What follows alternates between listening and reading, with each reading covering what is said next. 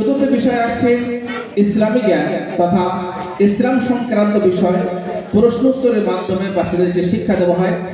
যেমন ইসলামের অনেকগুলো বিষয় আছে যে বিষয়গুলো আমাদের বাচ্চারা এখান থেকে শিক্ষা লাভ করে। আমি তার মধ্যে কয়েকটা বিষয় তুলে ধরছি। আচ্ছা ওরা বলো, হযরত নূহ আলাইহিস সালাম নিজের গোত্রকে কত বছর দিনের দাওয়াত দিয়েছিলেন?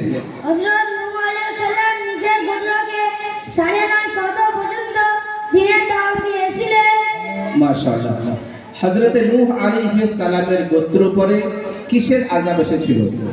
পানির আযাব এসেছিল। মাশাআল্লাহ, জাযাকাল্লাহ খাইর। হযরত নূহ আলাইহিস সালাম নিজের গোত্রকে আযাব থেকে বাঁচানোর জন্য কি করেছিলেন? আল্লাহর আদেশে নৌকা বানিয়েছিলেন। মাশাআল্লাহ, জাযাকাল্লাহ খাইর ওয়া সালাম জাযাকাল্লাহ।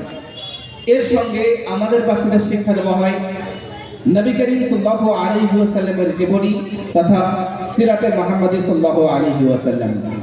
আচ্ছা, আমাদের নবী সাল্লাল্লাহু আলাইহি ওয়াসাল্লাম পবিত্র মদিনায় কোন দিনে প্রবেশ করেছিলেন? জুমার দিনে প্রবেশ করেছিলেন। মাশাআল্লাহ। আমাদের নবী সাল্লাল্লাহু আলাইহি ওয়াসাল্লাম পবিত্র মদিনায় পৌঁছে সর্বপ্রথম কোন কাজ করেছিলেন? আমাদের হযরত মুহাম্মদ সাল্লাল্লাহু আলাইহি ওয়াসাল্লাম মদিনায় পৌঁছে সর্বপ্রথম মসজিদ তৈরির কাজ করেছিলেন। নবী করিম সাল্লাল্লাহু আলাইহি ওয়াসাল্লাম যে মসজিদ তৈরি করেছিলেন সেই মসজিদের নাম কি ছিল? সেই মসজিদের নাম মসজিদুন নববী। মাশাআল্লাহ, জাযাকাল্লাহু খাইর ওয়া সালাম জাযাক। আমি মাত্র 3-4টে প্রশ্ন করলাম, বাচ্চারা আলহামদুলিল্লাহ প্রত্যেকটা সঠিক উত্তর দিয়েছে। এমন এক বছরের মধ্যে আমাদের বাচ্চারা ইসলামী জ্ঞান এবং নবী করিম সাল্লাল্লাহু আলাইহি ওয়াসাল্লামের সিরাত তথা জীবনী মিলিয়ে টোটাল এক বছরের মধ্যে 40টা প্রশ্ন উত্তর এরা শেখে। এতগুলো প্রশ্ন এখানে করা সম্ভব নয় যেহেতু সময় সংক্ষেপ, তো আমি এতটুকু করে বিষয়টাকে স্কিপ করে যাচ্ছি।